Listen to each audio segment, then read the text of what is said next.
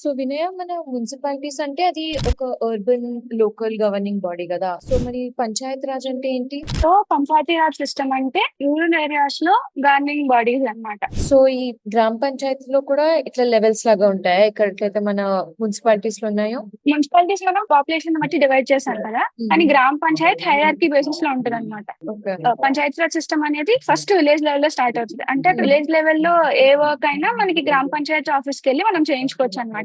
There sarpanch is the head, village head. Then మనకి పంచాయత్ సమితిస్ ఉంటాయి. తెలంగాణలో అయితే మండల్ ప్రజా పరిషత్ అంటాం మనం. అంటే ఎంపీటీసీ ఎలక్షన్స్ అని జరుగుతాయి కదా, అవి మండల్ లెవెల్ లో జరుగుతాయి అనమాట. Okay. అండ్ దెన్ దానిపైన మనకి జిల్లా పరిషత్ ఉంటది, జెడ్పీటీసీ ఎలక్షన్స్ అని జరుగుతాయి దానికి. సో ఈ అన్ని మండల్స్ కి కలిపి ఒక డిస్ట్రిక్ట్ కి ఒకటి జిల్లా పరిషత్ పెట్టారు. సో దీంట్లో ఏంటంటే మనకి డెసిషన్ మేకింగ్ అనేది విలేజ్ నుంచి మండల్ కి, మండల్ నుంచి డిస్ట్రిక్ట్ కి, అలా హైరార్కీ బేసిస్ లో వెళ్తుంది అనమాట. What a vision, what a thought.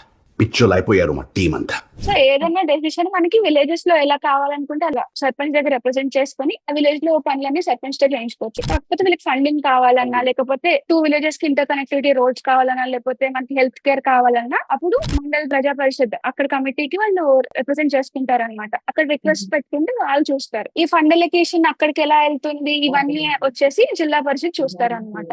గ్రామ పంచాయత్ అసలు ఇంపార్టెన్స్ ఏంటి?